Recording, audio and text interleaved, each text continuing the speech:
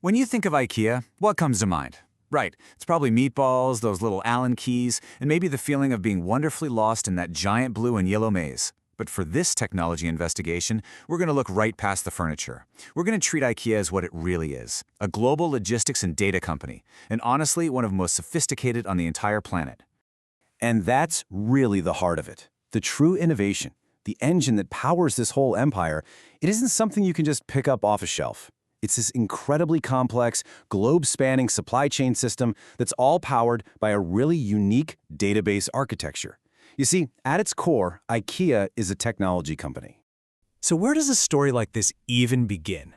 Well, it starts with the one thing that truly defines IKEA, the flat-pack box. But we're not going to look at it as just a piece of cardboard. Oh no. We're going to see it for what it is, the foundational unit of a massive, and I mean massive, data model. Now, we all kind of get the obvious wins of the flat pack, right? It means less warehouse space, you can cram more stuff into a shipping container, which of course lowers costs, plus there's less risk of things breaking, and it makes managing inventory a whole lot simpler. These are the tangible benefits that really laid the foundation for everything that came next. But here's the real kicker. These benefits, they are not just happy accidents from a clever design. They are the direct result of a data-first approach. Before a product, say the Billy bookcase, is even a sketch, its life as a set of data points has already begun. It's engineered from day one around database parameters. Things like box dimensions, pallet efficiency, how it's going to optimize a shipping container, and even how it'll slot into the warehouse and store layout. The database literally comes first. All right, so let's move from the product itself to the place where we all actually experience it, the physical store. Because that giant blue and yellow building, it's not just a retail space, it's a direct physical manifestation of IKEA's entire data architecture. And this right here, decodes what seems like just quirky branding. You know those famously difficult to pronounce product names? Well, it turns out they are not random at all. They're actually part of a super strict classification system, a taxonomy, that feeds directly into the product database. A bookcase is always a male name. A rug is a place name. This isn't just about charm. It's a queryable field in a database. This brings us to a really unique data challenge that happens inside every single IKEA store. The inventory is actually split in two.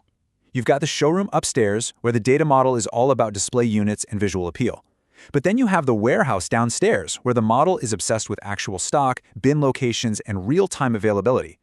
So, the system has to treat the exact same product as two distinct entities in the database, each with its own set of rules and data points. So to manage this crazy hybrid of a retail store and a warehouse, the system has to track an incredible number of data points for every single item. We're not just talking about a total number. It's got to know the display stock count, the precise warehouse stock level, the specific bin location so you can find it, how many full pallets are sitting in the back, and even the automated replenishment cycles that keep the whole thing from grinding to a halt. And this quote, this just brilliantly sums up how deep this connection goes. That one-way, maze-like path you're forced to walk, that's not just a sales tactic to get you to see more stuff. In database terms, it's an optimized query plan. It's designed to efficiently guide you through all the available data, the products, before you execute your purchase transaction at the checkout. The store layout is literally data architecture made physical. It's genius. Okay, let's zoom out. We're leaving the store level now and looking at the whole picture. We're talking about the massive global supply chain that makes everything we just discussed even possible. This is the central nervous system of the entire operation. And the scale here is just immense. I mean, think about it. We're talking about a system that has to track raw materials from over 1,000 suppliers, monitor factory output in more than 50 countries, keep tabs on individual shipping containers crossing the ocean, somehow navigate all these complex customs flows, and constantly analyze regional demand signals to predict what needs to be where and when.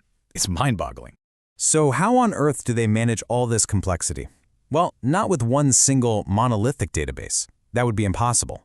They use a federation of highly specialized systems. Think of it like a team of experts. They use huge systems like SAP, ERP for the big picture stuff, global finance, supply chain. Down at the local level, each store is running on a tough, reliable SQL server to manage that real-time inventory. All the product data, the images and descriptions for the app, that lives in flexible NoSQL systems. And then you have dedicated warehouse management systems and forecasting engines doing exactly what their names imply. Each system is an expert, and they all talk to each other to run the entire Flatpak universe. Now, sitting inside this global brain is a piece of software that is just legendary, the packaging algorithm. This is the core optimization engine. It's a system that is singularly focused on solving one of the most complex traveling salesman problems in the world. How do you pack everything as efficiently, as humanly, and mathematically possible? And this algorithm is just constantly crunching variables.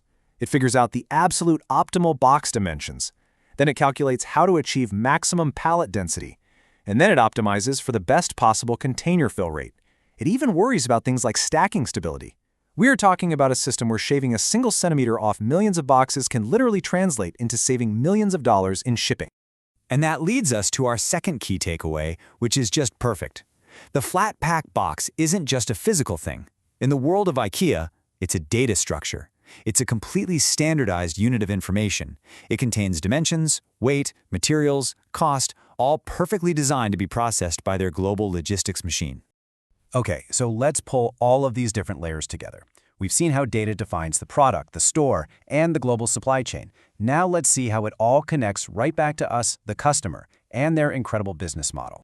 So next time you use the modern IKEA app, just remember, you're not just using some simple shopping app. You are directly interacting with a front end to that global brain we've been talking about. The augmented reality feature. That's pulling from the NoSQL product database. When you check for real-time stock, you're pinging the store's SQL server directly. And when you schedule a delivery, you're tapping right into that optimized logistics network managed by SAP. The app is just a beautiful window into this incredibly powerful machine. And that brings us to our central conclusion. IKEA didn't really build a furniture empire. No, they built a world-class logistics empire that just happens to move furniture.